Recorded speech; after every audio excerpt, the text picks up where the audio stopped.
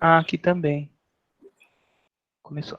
Então, bom dia para todo mundo. Bom dia para quem está assistindo a gravação também. Essa é a nossa quarta aula de MAT 0111, ou seja, cálculo 1. E vamos começar a apresentação aqui da aula de hoje, onde a gente vai continuar, né, a partir da onde a gente parou, que foi em determinação métodos gráficos, para determinar se um certo, digamos assim, rabisco do plano era ou não, representa ou não uma função. Tá? Então, aqui. Então, eu pedi que vocês dessem, né, uma lidazinha aqui no... isso. No exemplo 44, né, que era determinar os domínios do... Perdão, exemplo 45.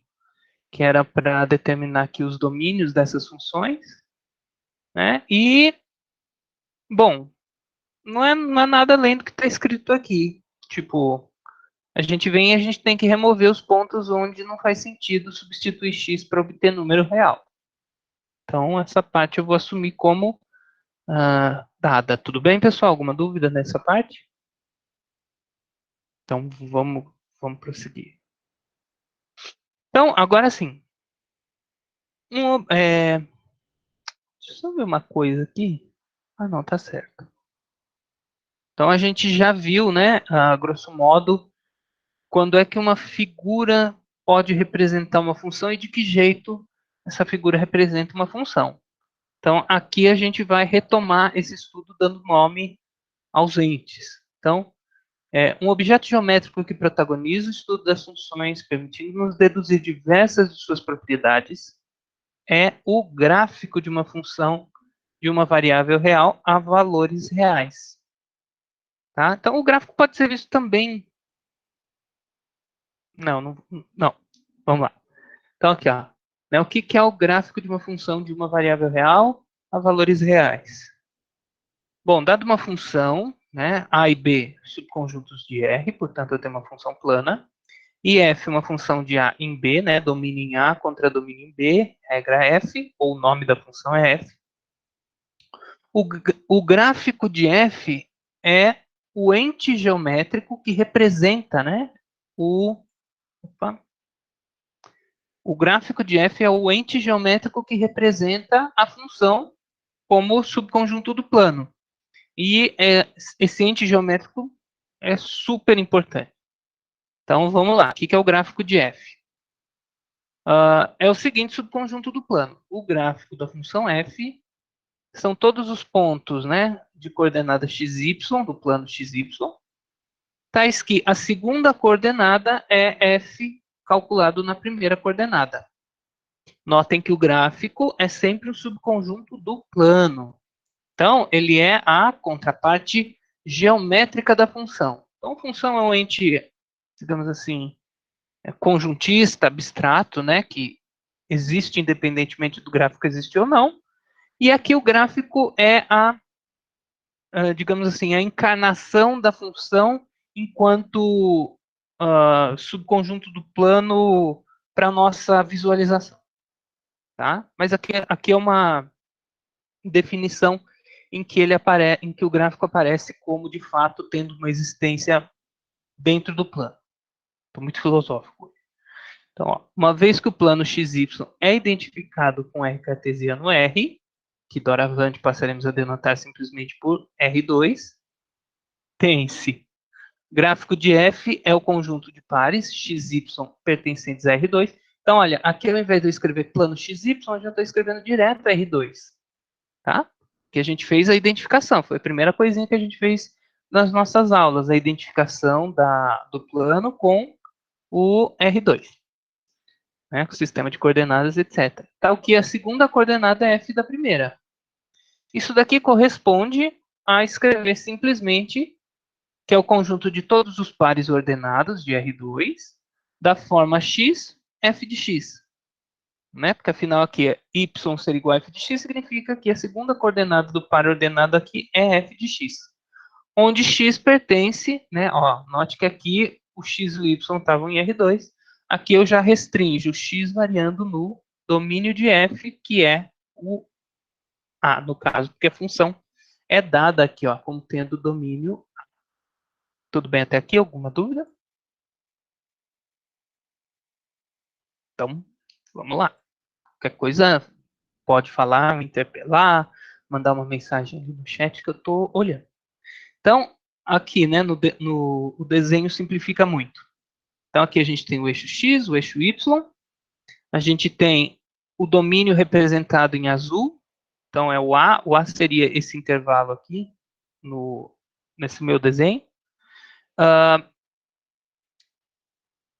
O que é, portanto, o gráfico? Né? O conjunto de todos os pontos do plano, tal que a primeira coordenada é x e a segunda é f de x. Então, eu olho para um ponto qualquer do plano e vejo.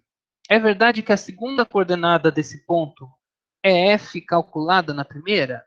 Sim. Então, o ponto pertence ao gráfico. Se a resposta for não, então o ponto não está no gráfico. Tudo bem? Então, é o que vocês já viram também no ensino médio. Então, tá sossegado. Embora eu não tenha dito exatamente, a gente não tenha feito a construção explícita de números reais, a gente vai assumir quando é que um número real é maior ou menor do que o outro. Tá? Essa construção depois a gente pode até, eu posso até fazer um material separado com ela. Né? Porque a gente sabe o que é um número natural, o que é um número inteiro, o que é um número racional, e a gente ouviu falar do que seja um número real sem refletir muito sobre o que ele realmente é. Mas não precisa se preocupar com isso. Por enquanto. Nem depois, por enquanto. Aqui, ó. Preservação e inversão da ordem. Então, vamos analisar agora como a gente está trabalhando com funções reais de variável real e os reais são munidos numa estrutura de ordem, né? Eu sei dizer quando é que um número é maior do que o outro. Então, convém a gente fazer uma classificação de funções de acordo com o fato dela preservar ou inverter a ordem dos reais. Então, primeiro eu vou definir formalmente o que eu quero dizer por um número ser maior ou igual a zero. Então, em R, né, a gente sabe que R está naturalmente munido de uma relação de ordem. Então, ela é dada da seguinte forma, né? Para todo x real, eu digo que um número x é maior ou igual a zero, se somente se existe um y, um número real y, tal que x é o quadrado desse número real y. No caso do x ser zero, esse y é zero. Se x é diferente de zero, então o y pode ser, aliás, tem que ser um número diferente de zero, tá bom? Isso daqui é só para dar uma caracterização para menor ou igual, tá? A gente pode fazer aquela ponte que a gente fazia no ensino básico, de que um número é maior que o outro quando a sua representação na reta está à direita da representação do outro. É isso. Tá? Mas aqui é um modo mais analítico, mais palpável de dizer isso. Tudo bem?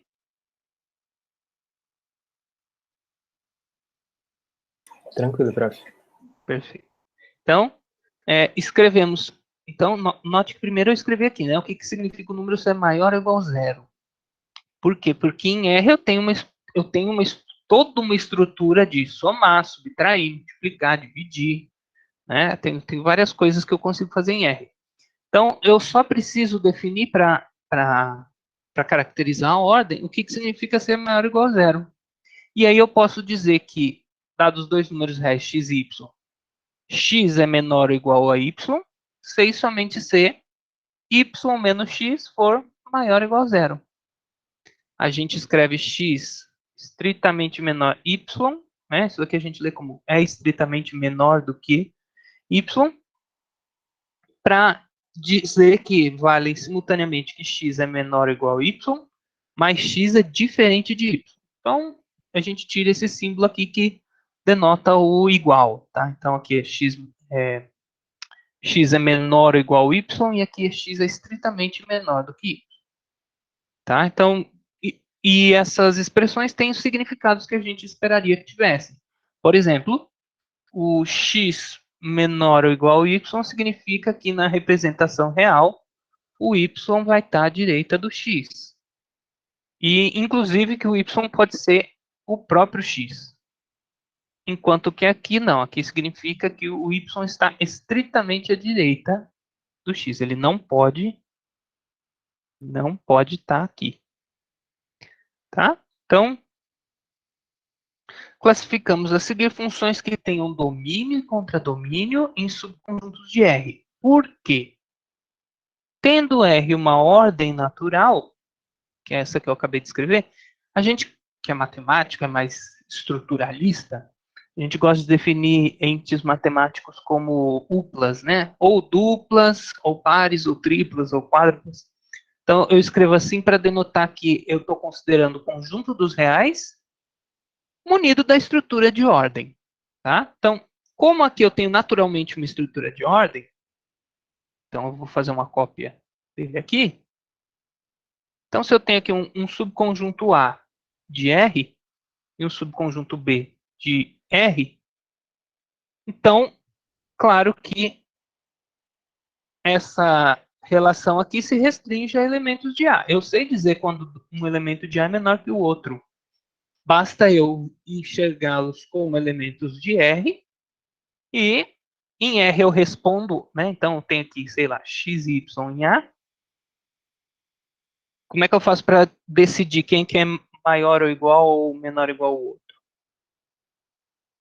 Eu olho para eles enquanto elementos de R. Enquanto elementos de R eu sei dizer quem que é maior ou igual. E aí eu devolvo para cá na ordem certa de pensamento, tá? Na verdade, eles já estão na ordem certa. Tudo bem? Então, baseado nisso, a gente consegue classificar as funções. Espero não ter confundido mais aqui. Tá? No domínio e no contradomínio, a gente tem a ordem herdada de R. Então, faz sentido a gente classificar as funções de acordo com o fato delas preservarem ou inverterem essa ordem. Tudo bem?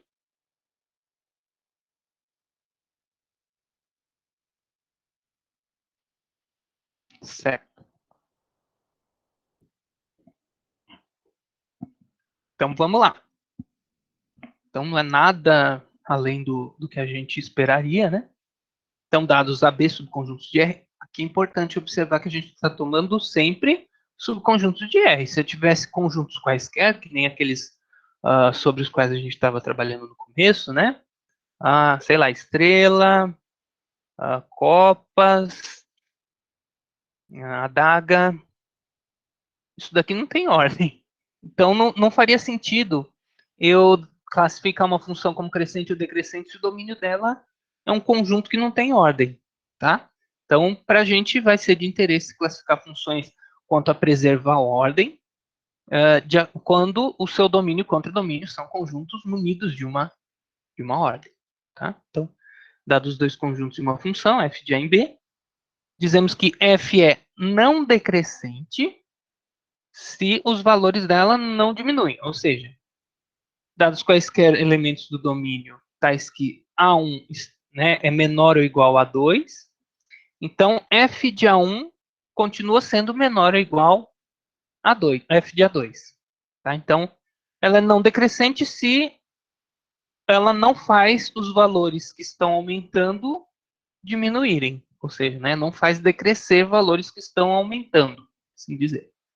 Então, sempre que, se para quaisquer, então vamos lá, f é não decrescente, se é somente C para quaisquer que sejam A1 e A2. Se A1 é menor ou igual a 2, f de A1 é menor ou igual a f de A2. Tá bom? Não crescente. Uma função f é não crescente se e somente C para quaisquer A1 e A2 no domínio. Se A1 é menor ou igual a 2, então f de A2 é menor ou igual a f de A1. Isso quer dizer que ela não está crescendo. 3. f é estritamente crescente se e somente se para quaisquer elementos do domínio A1 e A2, se acontecer de A1 ser estritamente menor do que A2, f de A1 continua sendo estritamente menor que f de A2. E f é estritamente decrescente se para quaisquer elementos do domínio, o fato de A1 ser menor do que A2 implica que f de A2, né, do maior deles, é menor do que f de A1. Então, inverteu a ordem. Visualmente é aquilo que a gente espera mesmo, né? Uma função de vamos ver alguns exemplos. Então, ó, a função f, né, dos reais não negativos nos reais, que a cada x associa x quadrado, é estritamente crescente. Ou seja, ela preserva a desigualdade estrita. Então, a gente pode pensar desse jeito, né? Vou colocar aqui, preserva a desigualdade estrita. Bom, então fica desse jeito aqui, ó. De fato, se a gente toma, né, a gente vem aqui, faz de conta que a gente já sabe esboçar o gráfico, sabe mesmo, né, do que a gente viu no ensino fundamental, no ensino médio. Então aqui a gente tem, vamos pegar um ponto x1 e um ponto x2 quaisquer, tá? Só para a gente verificar de fato o que está acontecendo. x1 está à esquerda de x2, então, né, isso significa que x1 é estritamente menor que x2. O que eu posso dizer sobre o f de x1 e f de x2? A gente já viu como é que a gente faz para obtê-los, né? Então, aqui a gente vem com uma reta vertical, aqui também. Ih, não vai dar. Vai ultrapassar aqui o 4. Mas tudo bem. Vou ter que continuar o gráfico do...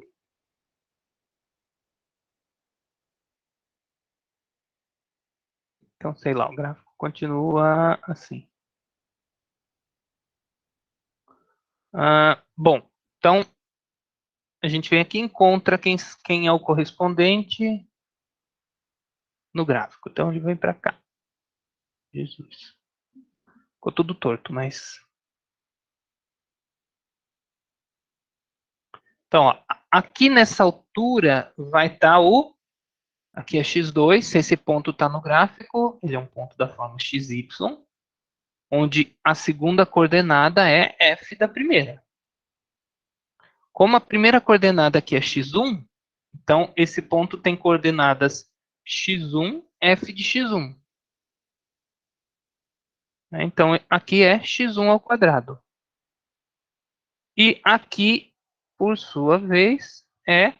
Perdão, x2, gente. Aqui é x2 a coordenada. Então, aqui é x2, f de x2. Então, aqui é x2 ao quadrado. E aqui embaixo, sim, é x1 ao quadrado. Notem que o fato de x1 ser menor do que x2 no domínio está implicando que lá na imagem o f de x1, que é x1 quadrado, é menor que f de x2. Então, o que era menor no domínio foi levado para algo menor no contradomínio. E o que era maior no domínio foi levado para o que era maior no contradomínio. Tudo bem até aqui?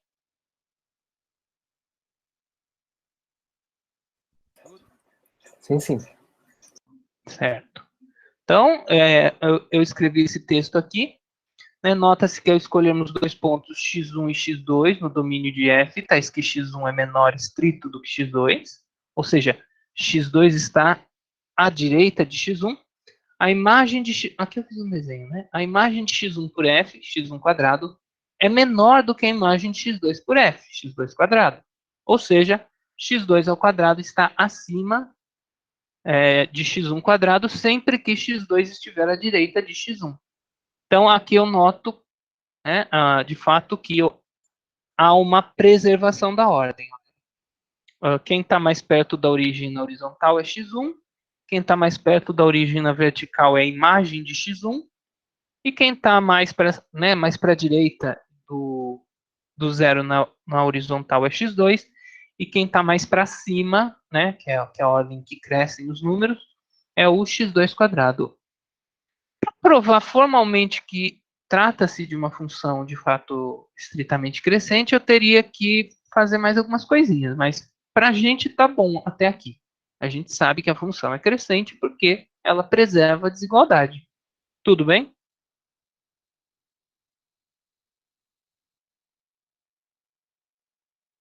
Ótimo. Então, vamos ver aqui um outro exemplo.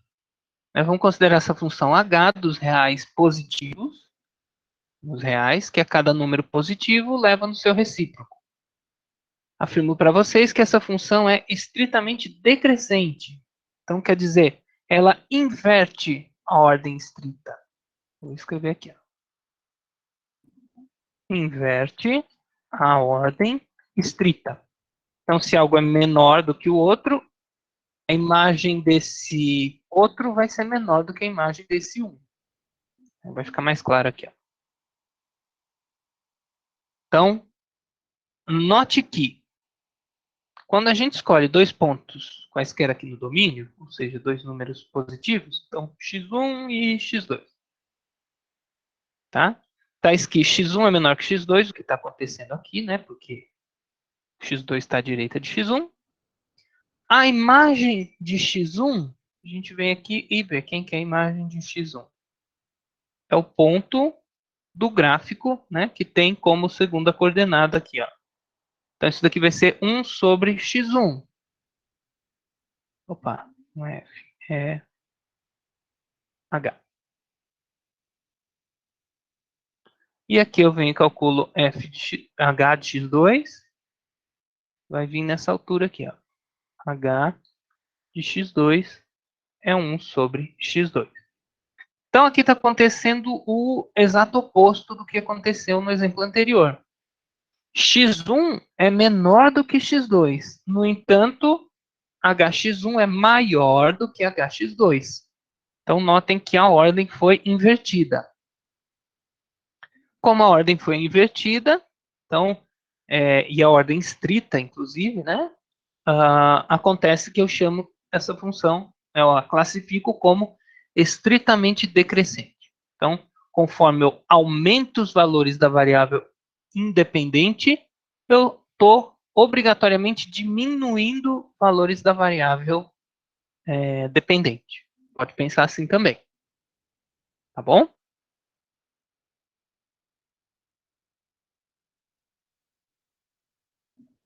Então, né, aqui eu fiz um outro exemplo. Aí temos também as funções, que eu não escrevi aqui, as não crescentes e as não decrescentes, que são aquelas que podem empacar em algum ponto, tá? Por exemplo, vou colocar aqui vou fazer um gráfico para ilustrar o que é um exemplo de uma função não.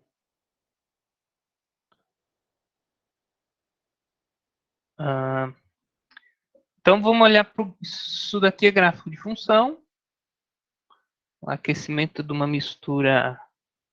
Tinha isso, né? Aquecimento de mistura eutética, eutrópica, coisas desse tipo. Então, pensa que isso daqui é o gráfico de uma função g. Né? Ela não muda o comportamento, no entanto, aqui não está descendo, tá, gente? Aqui é para ser retinho. Dados quaisquer dois pontos x1 e x2, tais que x1 é menor do que x2, menor ou igual, tá? É aqui que entra a diferença. Eu vou ter f de x1 menor ou igual a f de x2. Então, ela pode empacar, né? Ela pode parar onde ela está, mas ela não pode regredir. Então, aqui é, por exemplo, x1, aí eu pego um elemento mais para cá, x2. Então, os dois estão na mesma altura. Vou forçar um pouco aqui, porque o desenho, a intenção dele foi que fosse uma reta. Tá? Então, aqui está fx1, g de x1, ou cisma que eu tenho com f. G de x1 e G de x2. G de x1 aqui é igual a G de x2. Aí se eu pegasse o meu x2 um pouco mais para a direita, valeria g de x1 menor ou igual a g de x2, tá? Então, quando isso acontece, eu falo que ela é não decrescente, e quando acontece o dual disso, que a gente chama, né? A gente fala que ela é não crescente. Então, digamos assim, né? Nossa, aqui não pode, porque aqui ficou vertical. Algo assim.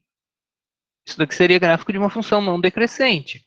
Porque x1 menor ou igual a x2, peraí, não crescente, desculpa. Implica f de x2 menor ou igual a f de x1. Tá? É o que o nome sugere. Quando uma função não satisfaz nenhuma dessas 4 classificações aqui, então ela simplesmente ela não é monótona. A gente fala que essas são as classificações das funções monótonas. Monótona quer dizer que tem um comportamento só. Monótonas ou monotônicas. Tá bom? Então, as outras funções, então, as que aumentam e diminuem depois, a gente não coloca nessa classificação. Tá bom? Tranquilo. Perfeito. Então, vamos prosseguir mais um pouquinho. Funções pares e funções ímpares. Então, definição 50. Seja A um subconjunto dos reais, tal que para todo elemento em A, o simétrico dele também está. Né? Então, ele é um conjunto simétrico com respeito ao eixo Y. Seja f de A, né? Lembra, A está contido aqui em R, uma função. Dizemos que f é uma função par, se e somente se, para todo x em A, o f de menos x é igual a f de x. Então, ela leva pontos simétricos à origem em valores iguais. Tá legal? E Seria tipo a parábola, né, da função de quadrática. Né? Perfeito. Isso, é um protótipo. Deixa eu ver se não é esse que eu coloquei aqui embaixo. Ó. Aqui é um exemplo bem observado. Ó. Então, uma função é par quando, para qualquer x no domínio, né? Lembrando aqui, o conjunto ele é simétrico, então o menos x também vai estar no domínio. Faz sentido eu calcular f de menos x. Então, para todo x no domínio, eu tenho f de menos x igual a f de x. Então, isso é uma função par. Pontos que estão à mesma distância da origem são levados no mesmo valor, na mesma altura. Tá legal? Então, isso é ser função par. O gráfico de funções pares é simétrico com respeito ao eixo y. Tá legal? Sim, sim. Então, ok. Essa é a nossa definição de função par. Uma função é ímpar se acontecer algo um pouquinho mais, um pouco diferente. Ó. Uma função é ímpar se e somente se para todo x em A. F do simétrico de x é o simétrico do f de x. Né? Ou seja, f de menos x é menos f de x para todo x no domínio. Então, aqui, ó, um exemplo. Eu tenho x e eu tenho simétrico de x. Aí eu calculo quem que é o f de x. Eu vejo que ele está aqui. Quem que vai ser? Se a função é ímpar, quem que é f de menos x? É o simétrico do f de x. Então, eu venho aqui, né? Calculo essa distância, marco aqui o simétrico dele com respeito à origem, e pronto, esse é o f de menos x, que é o simétrico do f de x. Tudo bem?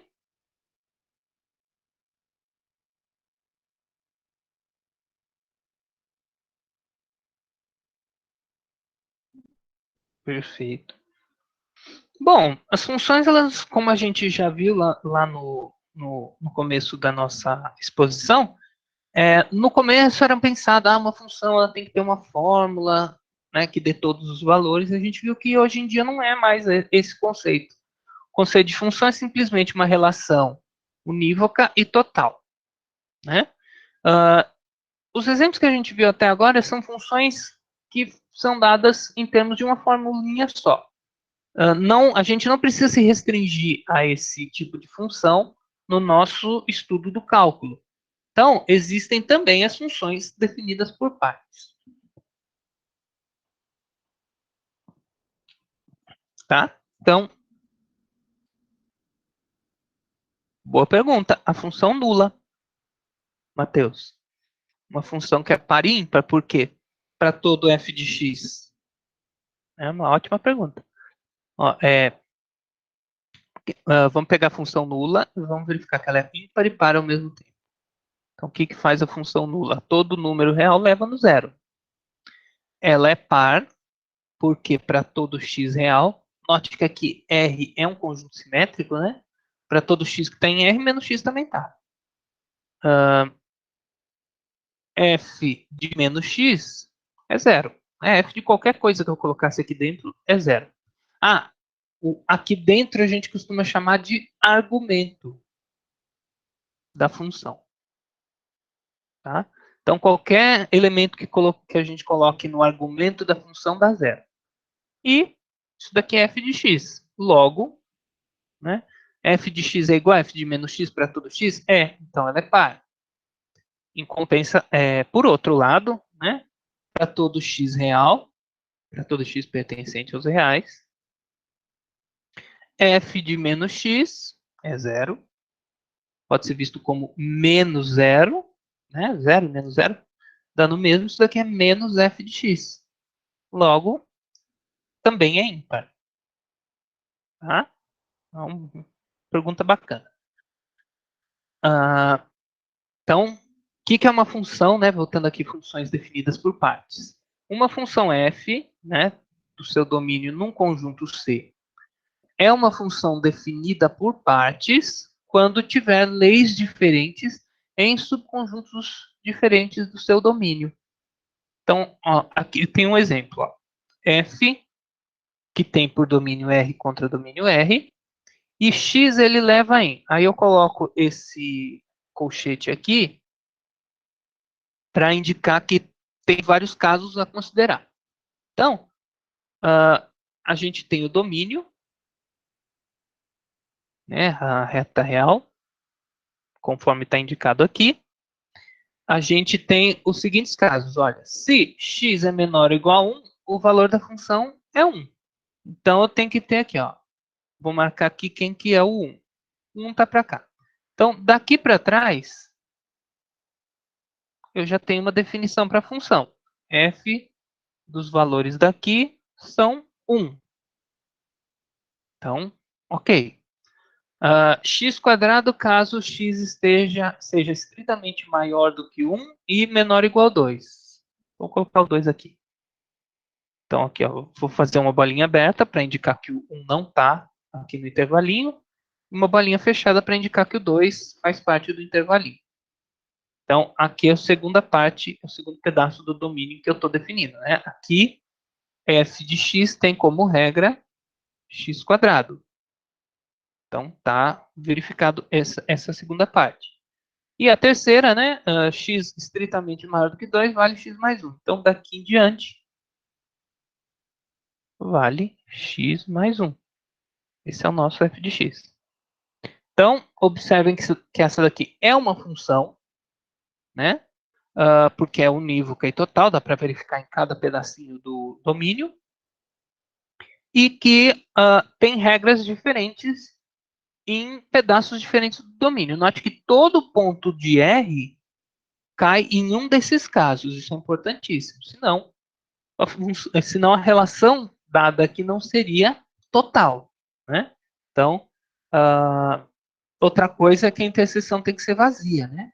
Interseção de dois conjuntos desses. Porque senão eu poderia ter um número sendo levado por uma regra em duas coisas diferentes.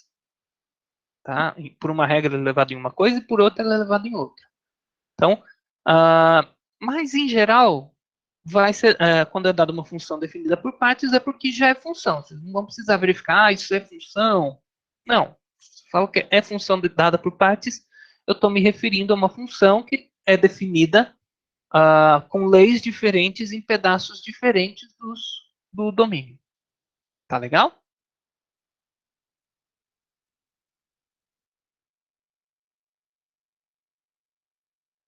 Tá sim, prof. Então, prosseguindo aqui, ó. Um exemplo de uma função muito importante, quando a gente for estudar continuidade e descontinuidade, aliás, de uma função definida por partes, é essa daqui, ó, que, por incrível que pareça, não dá para desenhar o gráfico. Então, é a função f dos reais em 0,1, que faz o seguinte, eu pego um número real, tem duas possibilidades para ele. Ou ele é racional, ou seja, ele pode ser escrito como quociente de dois números inteiros, né, o segundo deles não nulo, ou ele é irracional, né, ou isso não é possível, ou seja, ele tem uma representação decimal infinita e não periódica. Tudo bem? Desse conceito? A gente vê bem rápido, né, quando a gente está no ensino fundamental e médio, essa história de ser racional e ser irracional. Mas é isso mesmo. O que é irracional? O que não é racional? Pronto. Então, o que essa função faz? Ela leva um número real em 1, se esse número for irracional, e em 0, se esse número for racional. Então, conforme eu tinha observado, note que se eu unir os pedaços aqui, né, aos reais, exceto os racionais, reunião com os racionais, isso dá todos os reais. Então, isso daqui está realmente dividindo o conjunto dos números reais em pedaços. E essa função aqui leva o número em 1, se ele é irracional, e em 0, se ele é racional. Então, é uma função definida por partes. Então, sempre que vocês virem o colchete aqui, é porque a função está definida por partes. Essa é uma função cujo gráfico, embora exista enquanto ente geométrico, a gente não pode esboçar. Dá para ter uma noção de como ele seja, né? E eu fiz isso aqui, ó, só para dar uma noção, tá? Para termos uma noção do aspecto do gráfico, imaginemos que ao longo da reta y igual a 1, que é essa reta horizontal aqui, possamos marcar o ponto x1, né, o par ordenado de primeira coordenada x, segunda coordenada 1, para todo x que seja irracional. E que ao longo da reta y igual a 0, né, essa daqui, possamos marcar todo ponto x0, onde x é um número racional. Então, o que a gente teria seria algo parecido com isso aqui. Então, eu venho aqui na reta e olho um número. Ele é irracional? Menos raiz quadrada de 2? Vocês já devem ter ouvido falar que ele é irracional. Como ele é irracional, então eu marco esse ponto aqui, ó, o ponto menos raiz de 2, 1. Ele faz parte do gráfico da função. Por quê? Porque f de menos raiz quadrada de 2 é 1. Pois menos raiz quadrada de 2 cai no primeiro caso. De 0. 0 é um número racional. Então, o f de 0 tem que ser 0. Então, ele cai aqui. A raiz quadrada de 2 sobre 2 é irracional. Então, a imagem dele cai aqui. A raiz quadrada de 3, irracional. A imagem cai aqui. Π sobre 2 também é irracional. A imagem cai aqui. O gráfico não dá para desenhar o gráfico, por quê? Porque entre dois números racionais sempre tem algum irracional. E entre dois números irracionais sempre tem um número racional. Tá? Então, por isso que não dá para desenhar, só dá para ter uma ideia do que seja o gráfico. Então, esse é um exemplo útil de função definida por partes. Tudo bem até esse ponto, pessoal? Dúvidas? Ótimo. Perfeito. Acho que essa parte vai mais tranquilo. Algumas alterações que a gente pode obter nos gráficos dependendo do que a gente fizer com a função. Tá? Então, vamos ver o que acontece com pequenas variações da função. Como é que essas pequenas variações da função repercutem no gráfico. Então, a gente pode obter translações de gráficos. Então, dado uma função entre conjuntos, né, subconjuntos dos números reais, cujo gráfico a gente já conheça, já sabe desenhar, então podemos obter o gráfico de dois tipos de funções obtidas a partir de f pelo que a gente chama de translação. Translação vertical, né? O que é a translação vertical de uma função? Tem uma função f de A em R quietinha lá na dela. Aí a gente quer transladar essa função ou para cima ou para baixo. O que a gente faz? Então, a translação vertical em K unidades, é isso que significa esse V, vertical em K unidades, onde K é um número real, positivo ou negativo, é uma outra função. O que muda nela? Só muda a lei, e ainda assim muda de uma forma previsível. Então, ó, mesmo domínio que F, mesmo contradomínio que F, só muda a lei. Ao invés de eu levar x em f de x, eu levo x em f de x mais a constante k indicada aqui. Tá? Então, o gráfico dessa translação vertical, como a gente já suspeita, é o gráfico da função original transladado em k unidades para cima, se esse k for positivo, ou k unidades para baixo, se esse k for negativo. Então, por isso a gente denomina V índice K de f de x, que é a função que tem essa lei, a translação vertical de f, que tem um desenho que torna mais fácil de ver. Então, a situação é a seguinte, eu tenho no começo o gráfico de f, deixa eu só ver aqui. Aqui, ó. Isso, em pontilhado eu tenho o gráfico de f, esse daqui é o gráfico original da função. Aí, com base em f, eu venho e escrevo quem que seria o V. Opa, não tá certo. Quem que seria o V, VK de F, tá? Então, VK de F, por definição, é função que tem mesmo domínio da F, mesmo contradomínio, e a lei só muda que você está somando o valor que a função, né, te retorna a constante dada aqui, ó, K. Então, ficou desse jeito. E como é que é o gráfico dessa função V índice K? Se eu já tenho o gráfico de f, eu olho, K é positivo? Se K for positivo, eu estou transladando. O gráfico dessa função é a translação desse gráfico, do que está pontilhado aqui, para cima em K unidades. Então, você simplesmente vai lá e eleva o gráfico da função em K unidades. Tá legal? Se K for negativo, então ao invés de subir com o gráfico, você desce com o gráfico. Tá certo? Sim, sim. Ok, então aqui tá descrito, né, o que está feito na figura. Aqui eu acho que tem um erro no meu desenho, que esse ponto ele deveria estar aqui, ó. Ele tem que pertencer ao gráfico, tá? Mas depois eu conserto. Então, assim, ilustramos o efeito de uma translação vertical do gráfico de uma função f por uma constante k positiva. O gráfico de f está desenhado com uma linha cheia, então é o contrário. Será que é isso? Ah, não, gente, tá trocado aqui. O texto. Leve em consideração o que eu disse aqui, ó, tá? Deixa que o texto eu vou consertar depois. Vou colocar o olhão aqui para dar uma olhada depois. Bom, translação horizontal, ela é obtida não somando a constante ao valor da função calculada no ponto.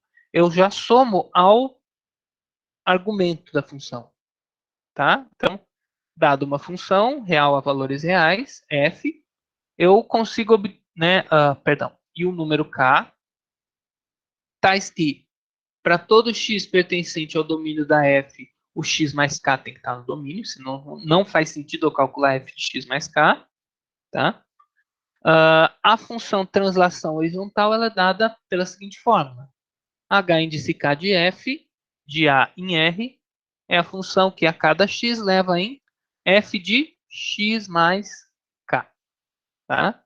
Então, o gráfico dessa função H índice K, né, o H significa de translação horizontal, vai ser o gráfico da F transladado K unidades para a esquerda, se K for negativo, ou para a direita, se K for positivo. Então, a gente já sabe fazer translações de gráfico de função no plano. Para obter, né, para obter uma translação do gráfico para cima, a gente soma uma constante positiva no f de x. Para obter translação para baixo, a gente soma uma constante negativa a f de x.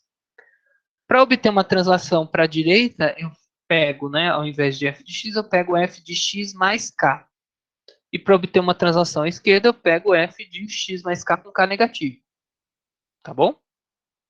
Então, é similar à translação horizontal, vertical. O que muda é o que, ao invés de somar k ao f de x, eu estou somando no argumento. Tá? Por isso que eu tenho que tomar esse cuidado especial aqui, para que o argumento ainda esteja no domínio. Tudo bem até aqui?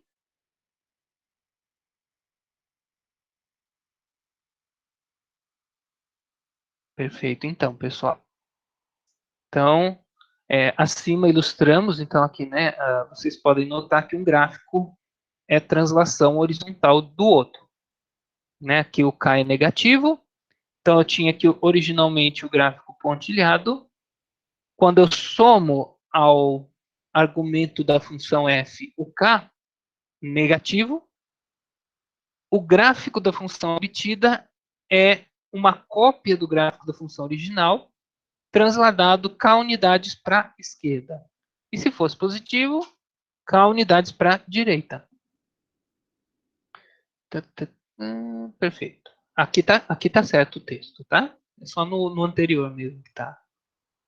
Então vamos agora falar de funções limitadas e funções periódicas. Nas próximas aulas a gente já vai ver funções periódicas. Não sei se na próxima, mas nas próximas.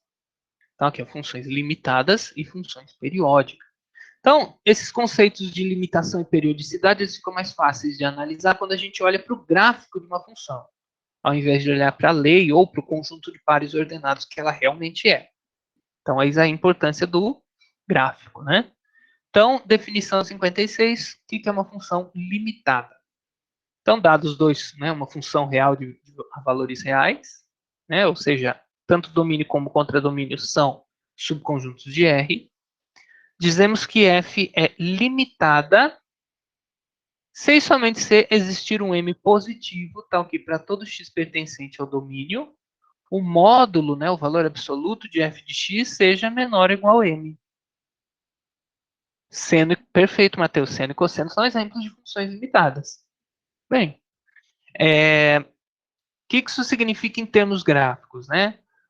Que o gráfico, olhando para o gráfico de uma função, eu sei dizer que aquela função é limitada se existir um tubo horizontal dentro do qual o gráfico da função fica confinado. Então, aqui, ó, como é que o que isso quer dizer, né? Para todo x no domínio, os valores que f de x assume não são jamais maiores do que essa constante m, nem menores que a constante menos m. Então, todos os valores que ela assume ou estão sempre dentro dessa faixa horizontal aqui, ó. Tá? A função quadrática também é limitada, né? Só que ela é limitada em só um ponto, né? A quadrática? É a parábola. Não, acho que a quadrática não é limitada, porque qualquer faixa horizontal que você tome, ela escapa. Quer ver? Vamos lá. Mais uma. Opa, errei. Ótima pergunta. Vamos verificar. Vou fazer aqui assim.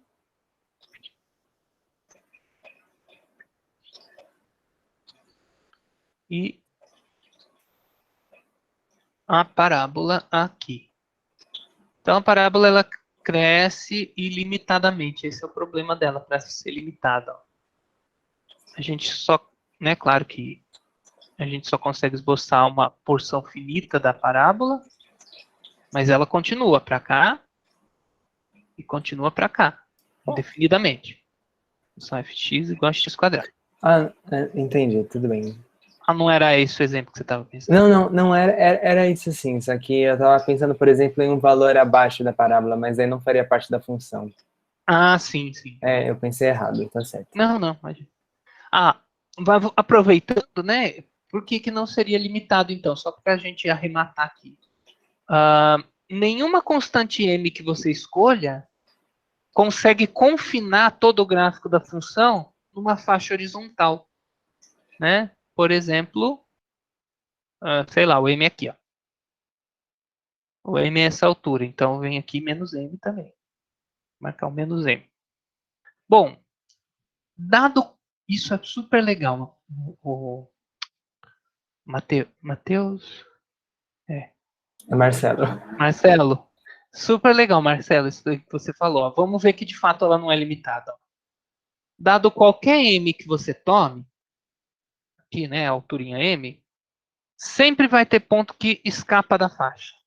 Vamos ver como. Se aqui essa altura é m, quem que é esse valor de x aqui embaixo correspondente a m? Por exemplo, ele é menos raiz de m, certo? Porque essa função é f de x igual a x quadrado. Se eu pegar qualquer valor aqui, ó, de x que seja menor do que menos raiz quadrada de m, o que acontece com f de x? Né? Bom, aqui eu tenho uma desigualdade de números. Bom, como x é negativo, ele é menos certo y. Então, vou escrever assim. Menos y menor que menos raiz de m, onde y é um número positivo. Tá? Quando eu elevo os dois membros ao quadrado, aqui como...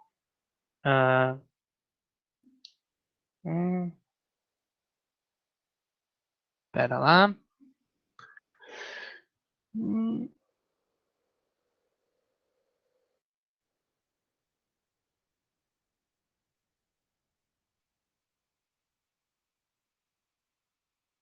Não.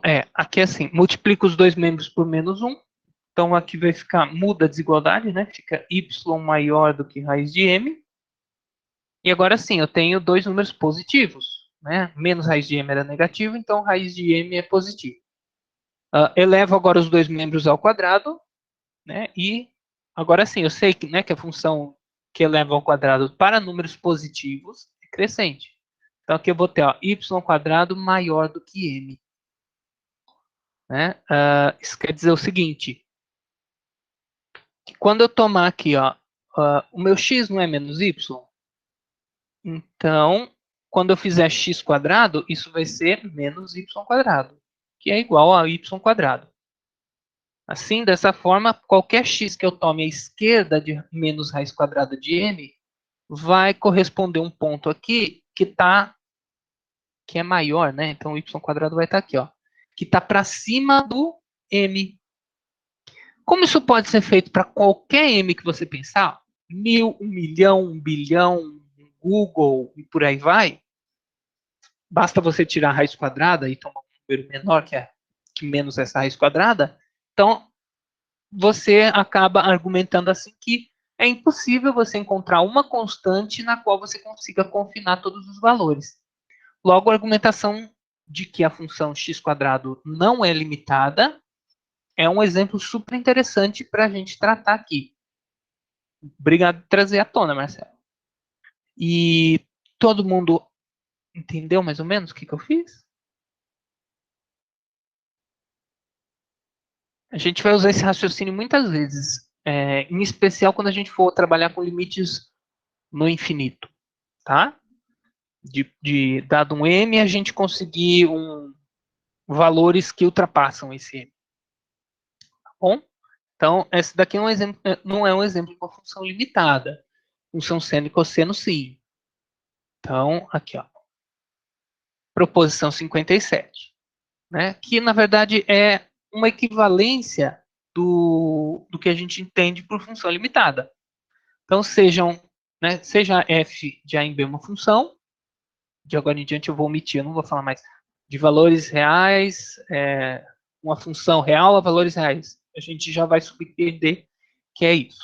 Então, seja f de A e B uma função, se existir uma constante m positiva, tal que o gráfico esteja contido no produto cartesiano do domínio pelo intervalo menos mm, ou seja, né, nessa faixa, em alguma faixa dessa forma, então a função é limitada. Então, basta a gente olhar para o gráfico e a gente já é capaz de dizer se a função é ou não limitada. Tá? Função periódica aqui é só uma primeira visita, e depois a gente vai ver com mais vagar nas próximas aulas. Tá? Uma função periódica é uma função que repete seus valores, né, periodicamente. Então, dado uma função f, eu falo que f é periódica, somente se existir um número p real, tal que para todo x no domínio, tal que x mais p ainda esteja no domínio. Eu só coloco essa restrição aqui para garantir que eu posso calcular f de x mais p, porque eu só posso calcular f em pontos do domínio, tá? Mas vocês não precisam ficar gravando isso daqui, não. Então, se para todo x f existe, uma função f é periódica se existir um número p, tal que para todo x, f de x mais p é igual a f de x. Tá? Então, além de limitadas, as funções seno e cosseno também são periódicas, mas a gente vai estudá-las com mais calma nas próximas aulas. Professor. Pois não. E esse P é sempre um valor constante na função toda que você estiver tratando. Perfeito, é isso, exatamente. Então a gente tem que exibir uma constante que satisfaça isso. Pode ter mais do que uma, né? Uhum. Por exemplo, a função seno, né, que eu acabei de falar que é periódica, a gente pode pegar esse P como sendo 2π. Uhum. Seno de x mais 2π é igual a seno de x, não importa qual x eu tome. Uhum. Tá certo? Professor, deixa eu fazer outra pergunta. Pois não. Uma função, para ela ser periódica, ela tem que ter mais de um x que, no caso, configura a mesma imagem, certo? O mesmo valor de imagem. Isso. Sim. Então, eu vou ter mais pontos correspondendo a um mesmo. Sim, então, em teoria, uma função periódica ela também é uma função limitada. Ou existe função periódica que não seja limitada? Existe função periódica não limitada. Por exemplo, a função tangente. Né? Ela é o Matheus acaba de levantar. Né? Que ela. Depois a gente vai estudar com mais calma, a gente vai ver certinho cada uma delas. Tá? Mas são independentes as definições de periodicidade e limitação. Tá bom? Tá bom. Ok. Pessoal, agora vamos a uma prática pessoal que muita gente. Vou falar que acha difícil, né? Mas função tangente é super legal. O gráfico da função tangente. Porque, como a gente vai ver, ele dá uma bijeção entre um intervalo finito, né? Menos π sobre 2 e π sobre 2, se não me engano, e toda a reta real. Então, isso vai querer dizer lá no futuro que toda a reta tem a mesma quantidade de pontos que o intervalo aberto menos 1. Né? É bizarro.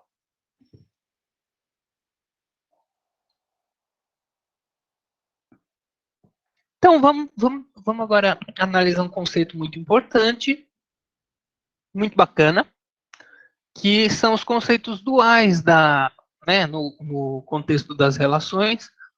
O conceito dual do conceito de univocidade é a injetividade, o dual de totalidade é sobrejetividade, e quando eu tenho essas duas características aqui, eu falo de bijetividade. Tá? Então, o que é uma função injetora? Grosso modo, uma função é injetora quando ela preserva e reflete igualdade.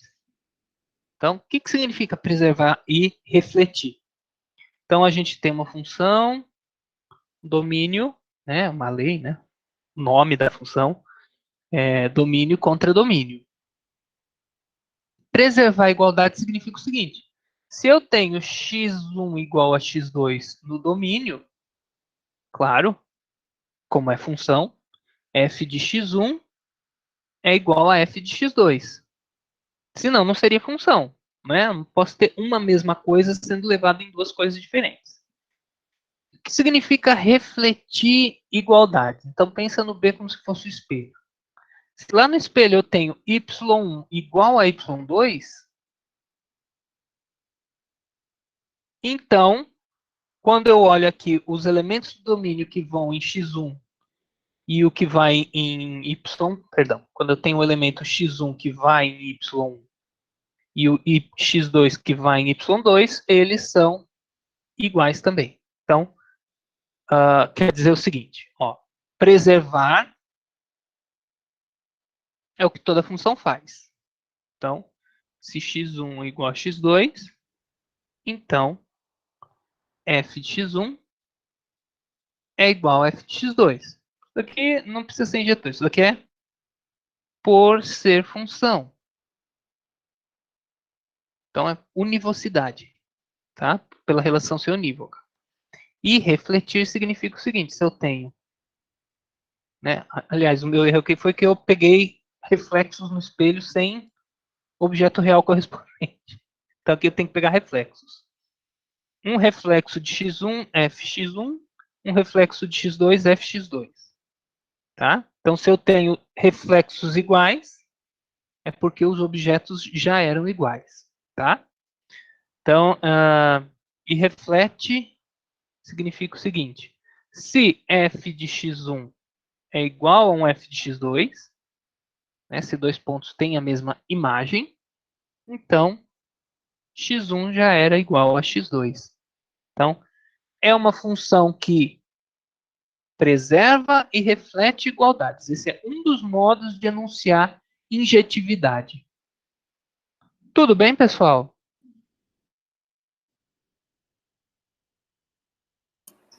Sim, mas assim, só para saber, existiria a possibilidade, por exemplo, de uma função preservar, mas não refletir igualdades? Porque para mim parece uma redundância, assim, os dois Ah, tá. pontos. Boa, ótima pergunta. Deixa eu pensar aqui. Sim, ó, a própria função quadrática. Ela preserva, porque é função, né? Tudo que é função já preserva. Refletir é que são elas, né? Então vamos pegar aqui a função quadrática. Ó, ela preserva porque é função, então se eu tenho dois pontos iguais no domínio, claro, né? O x1 quadrado vai ser igual ao x2 quadrado, mas ela não reflete. Vou colocar aqui, não reflete. Porque se a gente toma, a gente pode ter a situação f de x1, né, que é um número x1 quadrado, igual a f de x2, que é um número x2 quadrado, e x1 não ser igual a x2. Por exemplo, o menos 2 e o 2 têm mesma imagem lá no espelho. Né? Vamos pensar aqui que é o espelho. Então, aqui eles têm a imagem 4. Então, embora eu tenha f de menos 2, né, que é 4, igual a f de 2, eu não posso concluir daqui que menos 2 é igual a 2. Né? Isso daqui é falso. Então, como vale a igualdade mais das imagens, então eu posso ter objetos diferentes sendo colapsados na mesma imagem, a função deixa de ser injetora. Entendi. Nossa, interessante. Obrigado. Nada, imagina. Outro jeito, né, de pensar, então, ó, a injetividade diz que ela preserva e reflete igualdade. Então, a gente pode escrever assim: uma função injetora, se somente se f de x1 é igual a f de x2, se somente se x1 for igual a x2. Escrever isso daqui é equivalente, né, e é fácil ver, a escrever que f de x1 vai ser diferente de f de x2, se e somente se x1 for diferente de x2. Então, essa daqui é uma outra maneira de dizer que a função é injetora. Tá? Essas duas sentenças aqui estão me dizendo as mesmas coisas. Tá? Se f de preserva e reflete igualdade, é a mesma coisa que preserva e reflete diferença. Tá bom? Então, pensem na função injetora com carinho como uma função que preserva diferenças, respeita a diferença. Tá bom?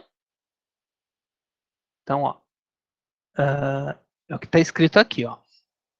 Então, função injetora, então seja f uma função, f de A em B. F é injetora se e somente se ela preserva diferenças, né? Preserva e reflete diferenças. Então, para todo x em A1, para todo x1 em A, para todo x2 em A, x1 é diferente de x2, implica fx1 diferente de fx2. Então, valores diferentes do domínio têm valores correspondentes diferentes no contradomínio. Equivalentemente, aqui eu estou falando que ela reflete igualdade, né? Para todo x1 em A, para todo x2 em A, f de x1 é igual a f de x2, aqui faltou completar o somente C, mas é a mesma coisa. Isso implica que x1 é igual a x2. Tá legal? A função de lei 1 sobre x, por exemplo, seria injetora, então. Peraí. Perdão, qual função? 1 sobre x, aquela que a gente no domínio tem que excluir o zero. A hx, 1 sobre x? Isso. Isso, aquela lá injetora. Perfeitamente. Entendi. Ela preserva e reflete desigualdades ou igualdades. Tá bom? Aqui eu não coloquei. Nada, imagina. Aqui eu não coloquei essa implicação porque ela já está subentendida do fato de eu ter uma função. A função é unívoca, né? Então, se essas duas coisas são iguais, eu acho que tem que ser igual. Notação para a função injetora. A gente costuma desenhar essa flechinha aqui desse jeito, tá? Para denotar que a função f é uma função injetora de A em B. Tá? Ou seja, que ela preserva e reflete igualdades. Ou que ela respeita diferenças. Tá legal? Tem um critério gráfico. Tá todo mundo confortável com o conceito de injetividade?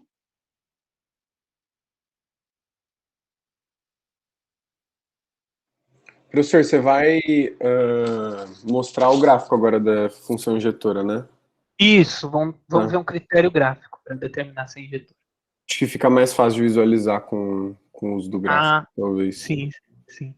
Acho que não sei se eu fiz aqui com diagrama de balão, mas bom, vamos ver um critério gráfico, né? Como a gente está trabalhando com função real, então a gente vai poder desenhar gráficos. Então vamos verificar aqui, ó. Então, para que a gente já tenha um palpite, dado uma função de será que ela é injetora, será que não é, a gente vê o teste gráfico. Então, que é o seguinte: dado uma função f de A em B, se a função é injetora, então toda reta horizontal. Deixa eu ver, eu fiz aqui. Se a função é injetora, então toda reta horizontal, ou seja, uma reta da forma y igual a b, para algum b real, intercepta o gráfico em, no máximo, um ponto. Tá? Então, de fato, se ela é injetora, né, ela tem que preservar desigualdades e igualdades. Então, se ela intercepta em 2 pontos, uma reta horizontal intercepta um gráfico, o que eu estou desenhando com a mão? Posso desenhar aqui. Então, aqui eu tenho x, y. Então, digamos que eu tenho uma função assim. Então, se eu tenho uma reta horizontal que está interceptando o gráfico da função em mais de um ponto, o que isso significa? Quando eu pegar o correspondente aqui no eixo x, Eu vou ter mais de um, eu vou ter um certo x1 e o x2. Então, está interceptando em 2, então eu acho pontos x1 e x2 no domínio, tais que o f de x1 é essa altura aqui, e o f de x1 é essa altura aqui, e o f de x2 também é essa altura aqui. Então, você achou elementos diferentes no domínio e que têm imagens iguais. Para ser injetora, ela tem que preservar diferenças, né? Ela não pode colapsar duas coisas diferentes na mesma. Logo, se uma função é injetora, eu tenho que olhar, toda reta horizontal vai interceptar o gráfico em, no máximo uma vez. Então, vamos aplicar isso ao que a gente está vendo aqui. Ó. Essa função maluca que eu desenhei aqui, será que ela é injetora? Bom, então vem aqui e vou desenhando retas horizontais. Ó. Aqui ela interceptou em no máximo 1. Tudo bem. Mas para ser injetora tem que interceptar em... não é. Para ser injetora tem que interceptar em no máximo, né? Essa reta horizontal aqui intercepta em nenhum ponto. Tudo bem, é no máximo 1. Essa reta aqui, no entanto, que contém esse ponto aqui, já interceptou o gráfico em mais de um ponto. Logo, isso significa que eu tenho dois elementos do domínio diferentes, x1, x2, cuja diferença não foi respeitada pela função. f de x1, que é essa altura aqui, é igual a f de x2, que é essa mesma altura aqui. Então, essa daqui não é injetora. Essa aqui que eu desenhei é, né? Essa do gráfico cheio aqui. Qualquer reta horizontal cruza o gráfico em apenas um ponto. Essa daqui não é, né? Eu vou pegar uma reta horizontal aqui, tudo bem, ela intercepta em no máximo 1. Só que para injetividade a gente tem que verificar isso para toda a reta horizontal. Então aqui, ó, se eu pego a reta horizontal y igual a 1, não tem mais o que fazer, né? Porque ela intercepta em infinitos pontos. Dois números irracionais diferentes têm a mesma imagem pela função, então ela não está respeitando as desigualdades. Essa daqui é injetora? Bom, vou traçando aqui retas horizontais, ó. Máximo 1.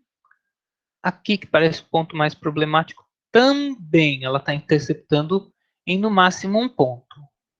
Vamos ver se eu consigo fazer o zoom aqui, para a gente poder ver com mais... não, sai da página. Aqui, né? Vamos laiar. Aqui, né? Se a gente olhar bem de perto, a gente vai ver que esse gráfico aqui, depois a gente vai ver por quê, ele só tangencia o eixo x no zero. Então não tem uma parte aqui em que a função é constante. A função não é constante aqui, ela é estritamente crescente. Mais para frente a gente vai justificar por quê. Então, toda a reta horizontal aqui intercepta o gráfico da função em, no máximo, um ponto. Logo, a função f de x igual a x ao cubo, né, do qual esse desenho aqui é gráfico, é uma função injetora. Olha só, se eu tenho uma função par, o que vai acontecer? Eu tomo uma reta horizontal qualquer, y igual a b. Se esse b estiver na imagem, o que vai acontecer? Eu vou ter sempre números diferentes com imagens iguais. Quais deles? O x e o seu oposto. Né? Então, vem aqui, olha. Ó. Aqui é menos um certo x. E aqui é o x. Eles são diferentes. Menos x é diferente de x. No entanto, estão sendo levados na mesma altura. Né? Então, tem a mesma imagem. Logo, não é injetora. Então, nenhuma função par pode ser injetora. Né? Porque ela sempre vai colapsar pontos de sinais opostos, portanto, pontos diferentes, em mesmos valores. Tudo bem? Professor, Oi. nesse caso, aí eu tenho um valor de y para dois valores de x, né? Se fosse o contrário, tipo, dois valores de y para um de x, aí não seria função. Perfeito, não seria Aí não função. pode. Exato. Aí Mas não aí como passa, é que ficaria o gráfico? Porque sempre me confunde isso de ficaria assim, ó, por o que exemplo. pode e o que não pode. Isso não é função. Não, porque aí, opa, nossa, aí não passaria no teste da reta vertical, né? Para a gente ver se um rabisco é gráfico de função, a gente faz um teste parecido com esse da injetividade. Então a gente tem que ter retas verticais interceptando para Um ser ponto. unívoca, né? Em no máximo um ponto. E aqui está interceptando em 2, né? Uhum. Agora, essa relação, enquanto relação não é função, ela é injetora. Toda reta horizontal intercepta em no máximo um ponto. Né? Então, Tá. apesar de ser injetora, não é unívoca, não é função. Uhum. Tá bom, Bom, obrigada. nada, imagina. Tudo bem, pessoal, com injetividade? Então, só para confirmar, injetividade e sobrejetividade podem ser usadas para relações que também não são funções. Sim, sim. Ok. É um atributo de relações. Ok. Tá? Mas a gente só aplica aqui para função. Então, esse é o teste gráfico da injetividade, da reta horizontal. Né? Basta verificar se toda reta horizontal intercepta em, no máximo, um ponto. Notem que aqui é que está a dualidade do negócio. Né? Esse negócio, essa locução de no máximo um, também ocorre com a univocidade. Uma relação é unívoca, C e somente C, a todo elemento do domínio corresponde no máximo um do contradomínio.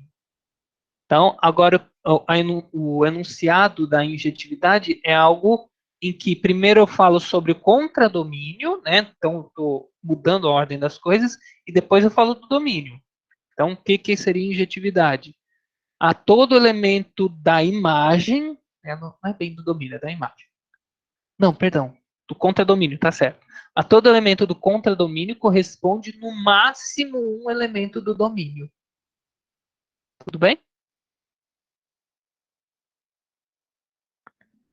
Eu vi. Vou fazer aqui uma função que não é injetora em balãozinho. Então, pessoal, em que sentido a injetividade é dual da univocidade? No sentido de que univocidade significa para todo elemento do domínio corresponde no máximo um do contradomínio, e injetividade é só trocar a palavra domínio por contradomínio. Injetividade é todo elemento do contradomínio corresponde no máximo um elemento do domínio. Tudo bem? Então, estão relacionados esses conceitos. Por isso que eles são tão fáceis de confundir. Tá bom? Tranquilo. Então, vamos fazer aqui um diagraminha de um exemplo de uma função que não é injetora. Menos 2, menos 1, 0, 1, 2. 4, 1, 0. Então, essa função aqui, que a gente já viu, na verdade, né? Ó, menos 2 e 2, menos 1 vai no 1, e o 1 também, e o 0 vai no 0. É função, porque é total, todo elemento do domínio é base de uma seta. É unívoca, porque de cada elemento do domínio sai, no máximo, uma seta, exatamente, na verdade, para ser função, tem que sair exatamente uma seta. E não é injetora, porque tem coisas diferentes sendo colapsadas numa mesma coisa. Por exemplo, aqui o ponto menos 1 é diferente de 1. No entanto, eles ambos estão sendo levados, estão sendo colapsados em 1. Então, não tenho aqui um respeito a essas diferenças. Então, a função não é injetora nesse caso. Então, para ela ser injetora, eu tenho que ter flechinhas do domínio chegando, flechinhas com bases diferentes chegam em lugares diferentes. Tá bom?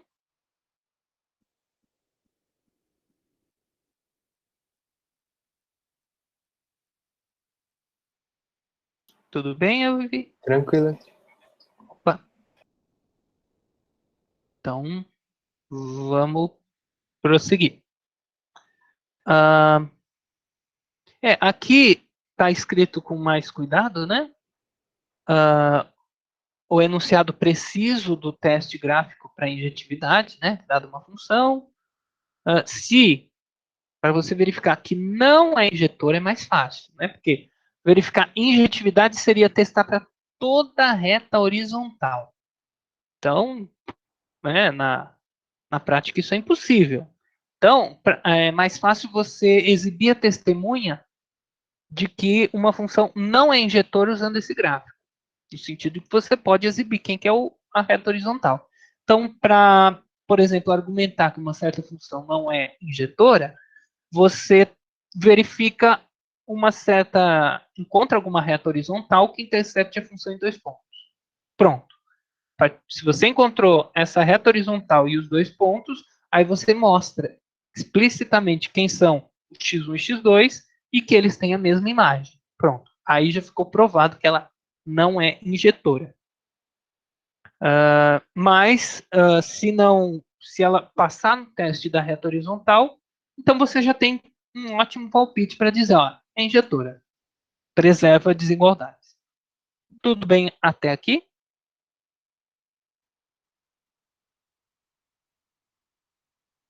Perfeito, então. Daqui a pouco sai aquele exercício lá da lista, né? Para classificar injetor e sobrejetor.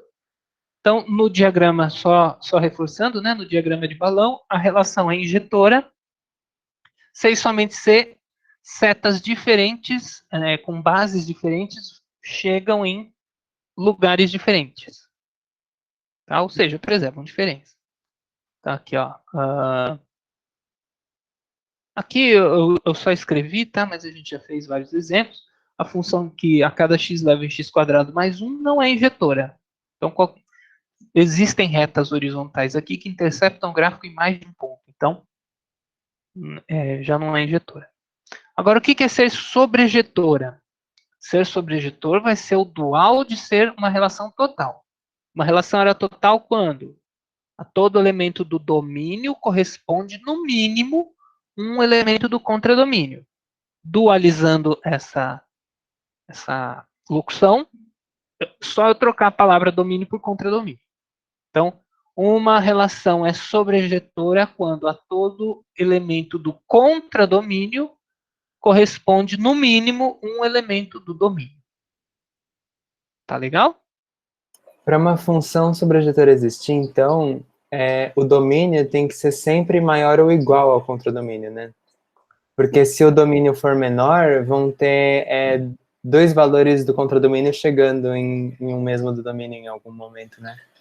Isso que você falou é um teorema importantíssimo de teoria dos conjuntos, que diz que não existe, sejam n e m 2 números tais que n menor do que m. Se eu pego aqui um conjunto com n elementos, xn, e um aqui que tem m elementos, portanto mais, né? Então, y1, uma hora ele é yn, e finalmente aqui ele é ym, né? Porque o m é maior. Não existe sobrejeção daqui para cá.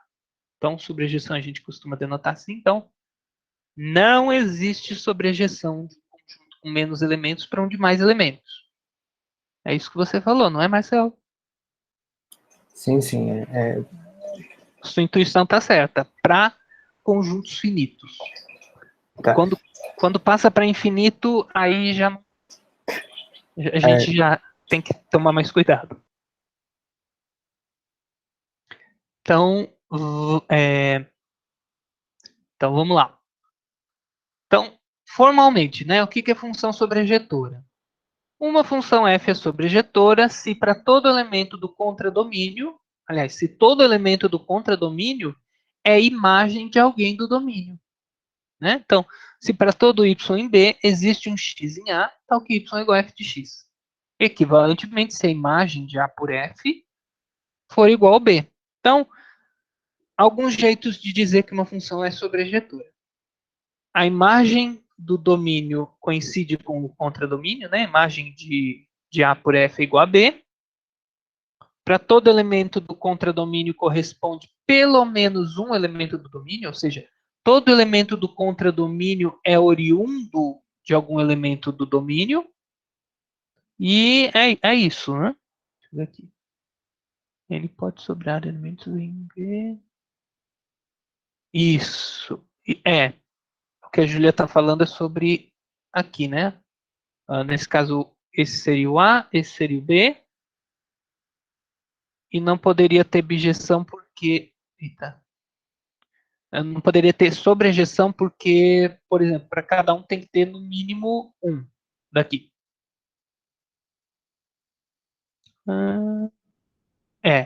Para que todo mundo fosse atingido por uma seta, inevitavelmente algum elemento ia ter que ir em mais de um. Né? E aí não seria função. É isso mesmo.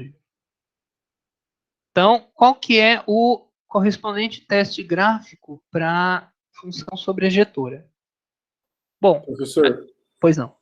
uma função, então, de reais em reais que seja sobrejetora, ela tem que ter o eixo y inteiro como imagem, então. Isso, exatamente. Porque daí os reais são contra domínio e a imagem tem que coincidir para ser sobrejetora. Tá Perfeito. bom. Valeu. Então, imagina. Então, assim, a gente tem que, para verificar a sobrejetividade, ou a gente vê se a todo elemento do contradomínio corresponde pelo menos um do domínio, ou se o contradomínio corresponde, aliás, é igual à imagem. Essas são coisas equivalentes de se fazer. Tá? Ou, né, no diagraminha de balão, por exemplo, se todo mundo do contradomínio é ponta de alguma flecha, ou seja, é oriundo de alguém do domínio. Isso são três jeitos diferentes de dizer que uma função é sobrejetora. O teste gráfico para a gente verificar se uma função é sobrejetora é o dual do teste gráfico para determinar se uma relação é total. Ele funciona da seguinte maneira. Para verificar que uma função é sobrejetora, eu tenho que verificar se para todo elemento da imagem, né, dentre aqueles, perdão, do contradomínio, para todo elemento B no contradomínio, a reta de equação y igual a b corta o gráfico da função em, no mínimo, um ponto. Então, ó, injetividade tem a ver com a locução no máximo. Sobrejetividade tem a ver com a locução no mínimo. E de que jeito? De interseção de reta horizontal. Então, aqui a gente tem como exemplo, ó, considere a função g, que a cada x leva em x² mais 1. Tá? Vamos fazer um teste olhando para o gráfico para ver se ela é sobrejetora. Olhando aqui, prestando atenção, né? O contradomínio é todo R. É verdade que toda reta horizontal, y igual a um elemento do contradomínio, ou seja, y igual a um número real, intercepta o gráfico em no mínimo uma vez? Não. Né? Aqui eu peguei um ponto menor do que 1. Um y0 aqui menor do que 1. A reta horizontal não intercepta em nenhum ponto. Tá?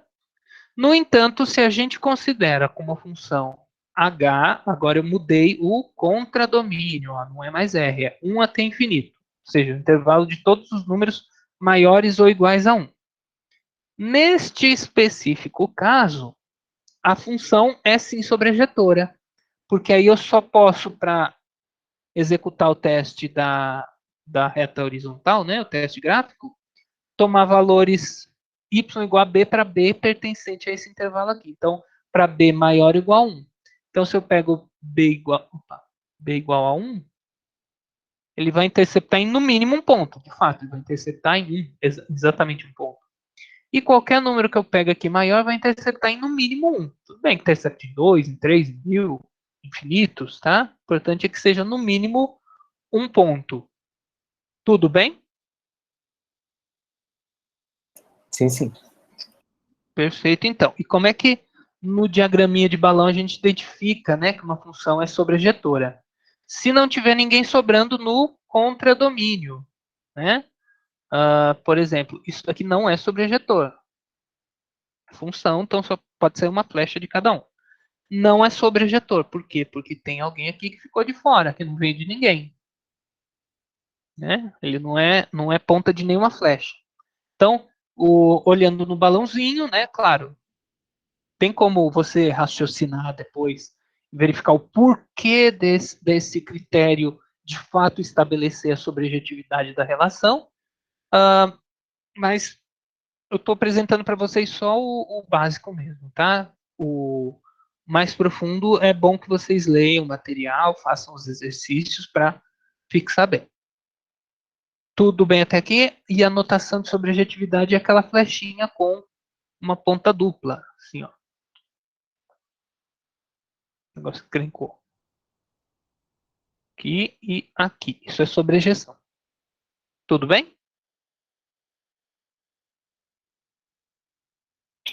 Esse símbolo é para utilizar para representação das relações entre os conjuntos, né? Porque para a lei é sempre a mesma seta, né? Isso. Ó, aqui eu poderia colocar assim também, ó. Essa daqui é sempre a mesma. Essa não Ok. muda. Mas essa daqui você pode colocar assim, ó. Isso é uma sobrejeção de R no intervalo 1 infinito. Quer dizer, não está faltando ninguém aqui.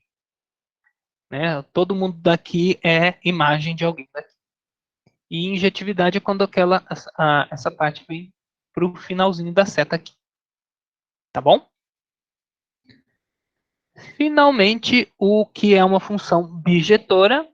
Uma função bijetora é o sonho de todo matemático. Então, uma função é bijetora se ela for simultaneamente injetora e sobrejetora. Então, lembra ali, a gente tinha, para ser função, tinha que ser no mínimo. Para ser injetora, tinha que ser não, minto, Para ser unívoca e injetora, a gente precisava que fosse cada reta nas respectivas locuções fossem no mínimo e no máximo. Então, juntando as duas coisas, ser função e ser injetora significa em exatamente 1. No mínimo 1, no máximo 1, exatamente 1. E sobrejetora também, né? Para a relação pra ser função sobrejetora, ela tem que ser, em particular, total e sobrejetora. Ser total significa que toda reta vertical, né, no intercept tem no mínimo um ponto gráfico, e ser sobrejetora significa que toda reta horizontal intercept tem no mínimo um ponto. Então, no máximo e no mínimo um. Então, qual seria o teste gráfico para bijetividade? A gente verificar se toda reta horizontal intercepta o gráfico em e somente um ponto. Tá? Aquela função... Desculpa, professor, pode falar. Não, pode falar. Aquela função do exemplo da função ímpar seria bijetora, né? Vamos ver aqui. Sim, essa do x ao cubo. Essa é bijetora. Toda reta horizontal corta em exatamente um ponto. Isso quer dizer, por assim dizer, que a todo número do eixo y, né, a todo elemento do eixo y corresponde e só um elemento do eixo x. E vice-versa, todo elemento do eixo x corresponde e somente um elemento do eixo y. Tá? Então eu tenho aí o que a gente chama de bijeção. Uma correspondência bijetora, tá? Ou seja, para cada elemento do domínio tem só um do contradomínio, e para cada elemento do contradomínio tem só um do domínio. Tá bom?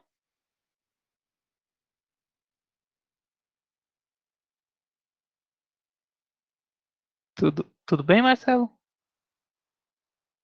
Ok. Então, pessoal, só um momentinho, Matheus. A gente já dá uma olhadinha lá no exercício. E o símbolo para bijetividade a gente, né, coloca junto aqui, ó. Essa setinha significa que ela é injetora e essa que ela é sobrejetora. No diagrama de balão, basta a gente ver que todos os elementos estão em correspondência, um com algum, um do domínio com algum do contradomínio. Não tem ninguém faltando nem sobrando nos dois balãozinhos. Então, esses foram os conceitos de injetividade, sobrejetividade, limitação, bijetividade, paridade, ímpar. Né? Deu para ver bastante coisa. Alguma dúvida, turma? Professor, Oi. eu não sei se você mostrou, mas eu não lembro de ter visto o símbolo da sobrejetora. Tá. Ó, o símbolo da sobrejetora é a setinha com a ponta dupla. Opa. Assim, ó. Como é que eu vou? Aqui, ó. Tá. Tá? Então, só essa parte aqui indica sobrejetividade, ou seja, que é todo elemento do contradomínio ele é oriundo de algum elemento do domínio. Tá bom? Professor, Pode falar. uma função ou uma relação limitada que a gente estabelece o limite M lá que você tinha comentado, ela pode ser sobrejetora ou injetora, ou até... Então, depende do contradomínio. Se você colocar como contradomínio R, não tem como. Tá bom. Porque, né? Mas se eu colocar o contradomínio intervalo que o M determina, ela pode ser Sim. configurada assim. Aí sim. Tá bom. Aí a gente vai ver legal esses conceitos na prática conforme a gente for estudando nessa ordem, as funções trigonométricas e as funções exponenciais. Aí a gente vai ver, olha só, essa função aqui ela é limitada, essa daqui é injetora, essa não é, e por aí vai. Agora, só dando um feedback aqui da lista, né? Eu troquei o arquivo aqui, aquele gráfico do T estava errado, aquele da outra aula. Acho que a lista não tá aqui, ó, tá? Tá. É o gabarito. Era qual exercício, turma? 5. Vamos ver aqui.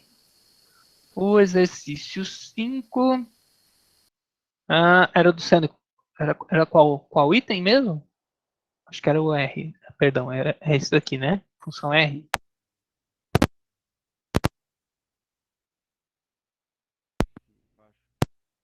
Tá muito baixinho. Tem alguém falando lá longe. Professor? Oi. Então, eu fiquei com dúvida no D e eu não lembro quem ficou com dúvida no F. Tá. Vamos lá, então. O D e o F. Então, D é essa função. M de x é log do seno de x. Então, supondo, né, que a gente já viu lá no ensino fundamental, no ensino médio, né, o domínio da função logarítmica e o domínio da função seno, eu vejo aqui, ó, só faz sentido eu calcular o logaritmo do seno de um número se o valor que eu tiver aqui no argumento do logaritmo for um número positivo, estritamente. Então, o domínio, né, a obstrução que eu tenho para calcular m em x é que x seja tal que o seno de x seja positivo. Aí eu olho, né, no gráfico lá do seno x, eu esboço o gráfico do seno x e verifico quais são os valores de x para os quais o valor do seno dá positivo. E se eu não errei aqui, vai ser uma reunião infinita de intervalinhos, né? Porque a função seno ela faz assim, então você só vai pegar os trechos em que ela o arquinho para cima, né? Então você vai reunir todos eles. E isso sim garante que quando você pega o x ali, o seno x é positivo e, portanto, você consegue calcular o log. Tudo bem? Tudo. Por isso que deu essa coisinha feia aqui, ó. Eu dividi aqui primeiro em ímpar, depois em par. É um jeito de escrever, tá? Esse o grandão. E quanto ao exercício F, só faz sentido você calcular o P de x quando você tem log de x diferente de zero e quando você sabe calcular o log de x. Né? Então, a única obstrução aqui está no denominador. Então, o log não pode zerar e não pode... aliás, ele tem que estar definido. O log só zera quando o x é igual a 1. Então, você tem que tirar o 1 da jogada. E ele é diferente de zero para todo x positivo... peraí. Todo x estritamente maior do que 1 ou estritamente maior do que zero e estritamente menor do que 1. Tá? Se você faz o gráfico do logaritmo, você pega todo o domínio exceto o ponto em que ele zera. Então, isso vai te dar um intervalo aberto no 0, aberto no 1, reunido com aberto no 1 e ilimitado para a direita. Então, por isso que ficou assim, ó, todo x real, tal que x está entre 0 e 1, né? Isso garante que o log de x não vai ser zero, que eu posso calcular, aliás, o log de x e que esse log não vai ser zero, ou x maior do que 1, que me garante também que eu posso calcular log de x e que isso não vai ser zero.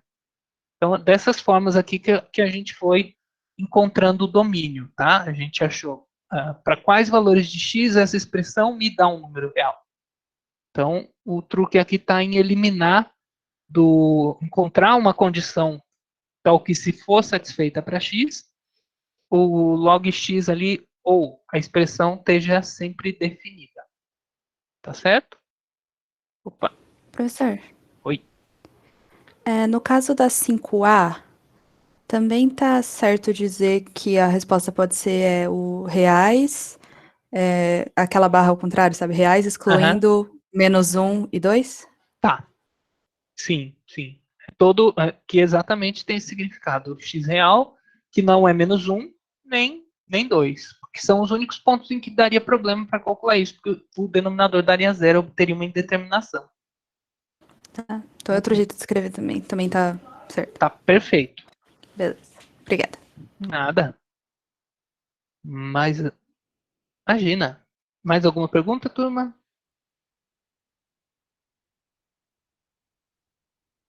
Então, agora eu acho que já dá para fazer a parte aqui da lista. O exercício 6, né? Dá para explicitar domínio, conjunto imagem. O conjunto imagem talvez não, mas classificar se é injetor ou sobrejetor usando os testes, né? Os testes gráficos. E dá para classificar as relações, todas essas relações aqui, injetora, sobrejetora, objetora, no caso de satisfazer as duas. Tranquilo, pessoal? Então, mais uma vez, muito obrigado pela participação, pela presença de todos, por vocês estarem aí de câmera ligada. E qualquer dúvida me envie um e-mail. Eu procuro responder e-mail de aluno para minha prioridade. E leiam o material e procurem fazer os exercícios, tá? Então eu vou encerrar aqui a gravação. Já já eu faço o upload no Moodle.